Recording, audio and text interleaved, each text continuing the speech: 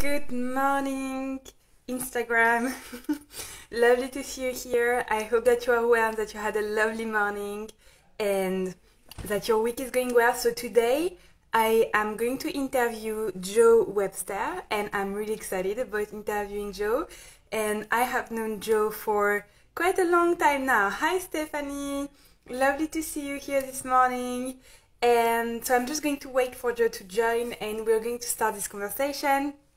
So if you have seen actually Stephanie's interview last week, we're going to talk about similar topics. So I want to have different experiences on the topic of selling art online. Hi Margaret, lovely to see you here this morning. So I'm just going to wait. I hope that Joe is going to find me, and we'll get started. So let me know how you are. Hi Jan, lovely to see you. So let me know how you are while we're patiently waiting. I hope that you're having a lovely start of the week. What have you been up to? So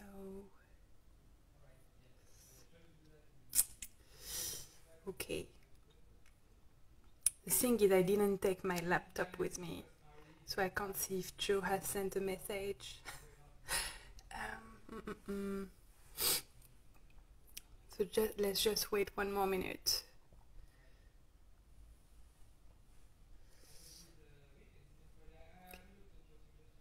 You know what? I'm going to take you with me, and we're going to go and get my laptop just to see. Hi Yann, lovely to see you here. So, just a second. Bye-bye. Je prends mon ordinateur. So, okay. So, if you're in the club, by the way, I will see you today. You spelled my name wrong. Oh no, don't worry, I didn't even notice. So, don't worry. I'm just going to check my messages just to check that Joe is on his way. And hi MN artist. So we are going to start an interview. Auto text. Yeah, don't worry at all, Jan. That's okay. So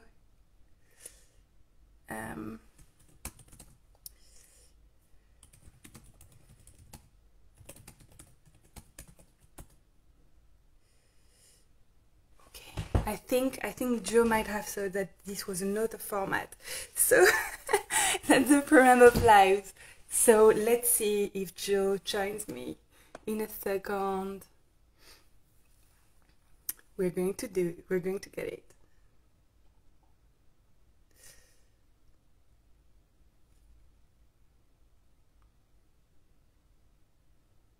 Maybe I wasn't clear that it was a live interview. So Joe's here. Perfect. I'm going to try and invite you. Joe, I feel like that's my fault. I might have not been clear on the fact that it was a live. So apologies everyone. Thank you for being patient. Hi. Was I not clear on the fact that it was a live? I feel like maybe I didn't explain that correctly. So sorry. Hello. Hello, good to see you. So how are you?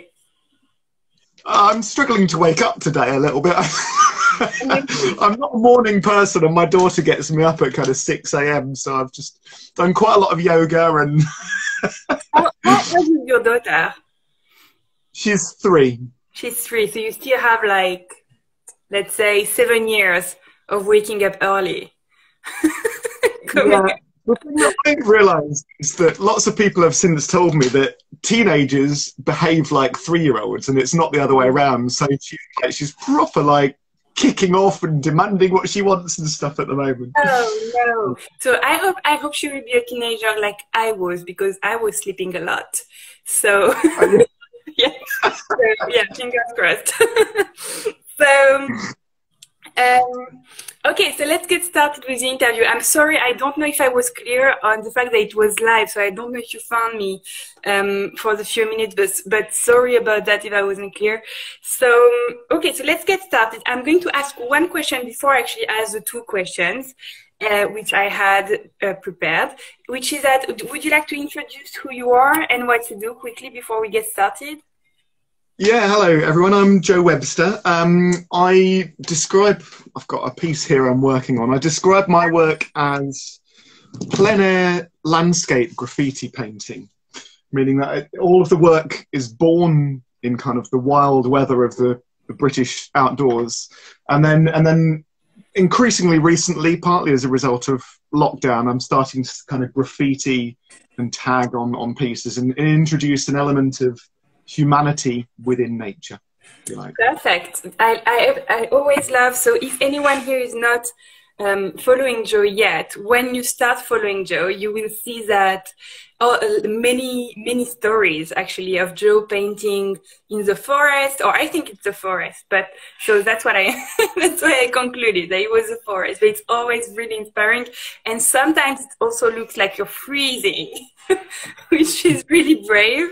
And so I really love that about your practice, that you're actually creating outdoors, and that's becoming more rare actually. So that's inspiring. So okay, so my first question for this interview is that so let's focus on selves, and I think it's important to have a balance, since actually when I started helping artists, I was very much like focusing on the positive. But artists made me wake up a little bit and tell me, no, it doesn't have to be all positive. Let's talk about the parts which are more difficult as well. So now I want to have this balance. And so first question I would like to ask you is, what has been your biggest struggle when selling art online? Or it doesn't have to be about the act of selling itself. It could be about the steps leading to the sales. And what is the lesson you got out of this and which you could share with everyone? I've just thought of 10 other answers for you.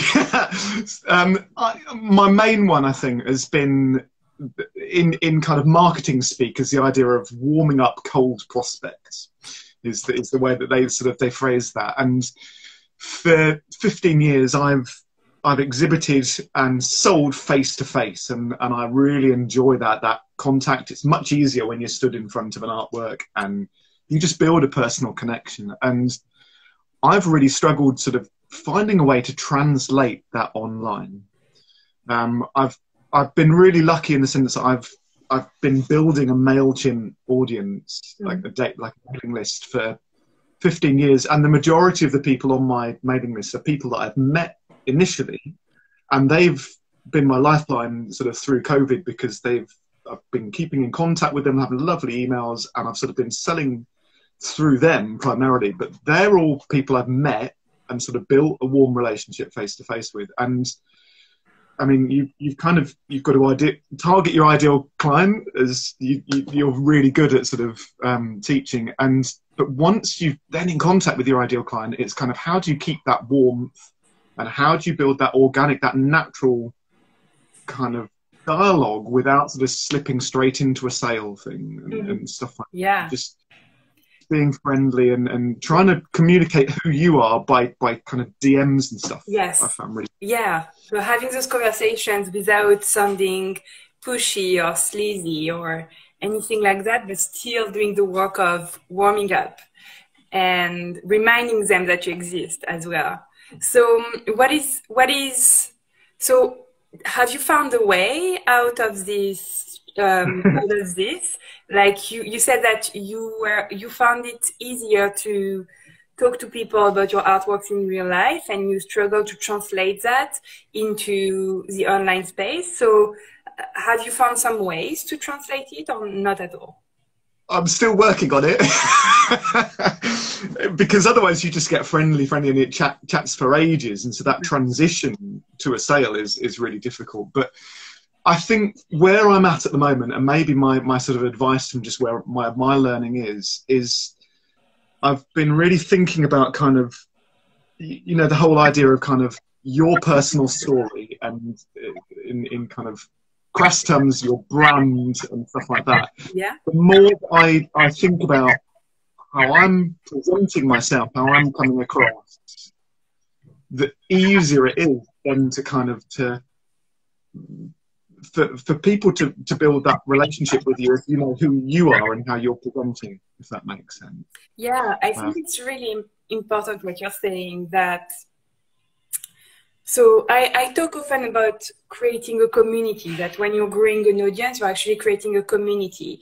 But what you're saying is kind of completing this in the way that you're talking about a brand. And having a brand, I think it's not just like having, I mean, you have heard that before from other people. It's not at all having like a nice template or things like that. It's not that. It's really leading your community and being the reference in your community and having this place of, of being a point of reference. I think my big word at the moment is kind of almost lifestyle. Another word is related to brand and stuff like that. But so you've probably seen from some of my stories and stuff, I've started cold swimming in the sea, and I don't go out and do kind of extreme weather painting because I'm trying to be edgy or anything like that. I just absolutely love it. It's exhilarating. It makes me... I remember a painting you did, I think it was nearer Christmas. I don't know if you traveled to see your family or something, but it was on a cliff. That's it. I want to go back. I'm going to go back. I love it there. Amazing. I actually saw, when I was on a walk, I saw a painter, but it was full summer, so it wasn't harsh. But yours, it was completely windy, so it seemed like really, really complicated. But yeah, that's incredible. It's, I guess, with your audience, for me, with my audience, it's sharing that draw to be outdoors the whole time. And the more that you understand what you love and you just share that with passion, you make connections like that. That's kind of how I'm building the relationships. Yeah, it's kind of about not being worried about being yourself online and showing who you really are, that you are going to shock people. When you're out, you're shocking me. So you are going to shock people when you're out like that and showing to people that you're actually going out this way and creating art outdoors. But at the same time, you're actually attracting the right people as well, who are like really into that. So, and really inspired. So it's having that awareness that is just sort of, it's taken me time to really understand who I am and how I present. Absolutely. Yeah. So perfect. Thank you so much for this answer. That's full of little gems of inspiration. So thank you so much for that. And so now I would love to ask you about the positive part of things. So, and I mean, actually, let me correct myself. Struggles aren't negative, they're part of the journey. So they are not negative, they are good as well. But I would like to talk about the things that made you feel really excited and proud about selling art online. So what was one thing which you really love? What is one thing which you really love when it comes to selling art? For many years, my answer to that was about the energy exchange. But more recently, my answer has evolved actually into the friendships that I've made with my audience, my clients, whatever word you want to do it. And I think fundamentally it's those friendships. It's kind of the more that I realize art, for me, I fundamentally believe you have to kind of do a soft sell, or if nothing else, you give value, and then when it's the right time in somebody's life, whether that's kind of the inheritance or just they see a painting that they absolutely love, they then, I'm sort of finding they start up the dialogue about wanting to buy. And so I'm kind of, I see a lot of my communication actually is just kind of need it in COVID and lockdown and isolation. We need contact with people, don't we? And actually, I've really enjoyed kind of just having conversations and being connected with people who share the same love and interest as me. Yeah. I mean, on my side, it has made like completely, it has made me become a different person since I've started enjoying what you're talking about, to build these friendships. And I find it really magical that just by showing up this way, you're able to find new people, and you're a little bit like, I don't know if you know this saying, but introvert people, you might not be an introvert person. I am, and Well, I am. So there is this saying that actually you don't make friends; friends have adopted you. Yeah, that's cool. It's a little bit like that online as well. You're just showing up and you get adopted by people. And so I absolutely love this energy and love this relationship being built. So thank you so much. For years, I saw it as kind of an energy exchange, in the sense that I've just gone out to sit on a beach or in a forest, had a wonderful day painting. I'm doing what I love. And then that then translates to somebody who gets just joy and love from it, from being on their wall, and they're living with something that's given me joy. And there's a financial element to that, but it's my joy is translated to someone else. But it's gone, for me, it's gone deeper than that. That actually that's the icing on the cake. Once you've got this lovely sort of community of friendships, then you have that exchange with your friends, and it's just.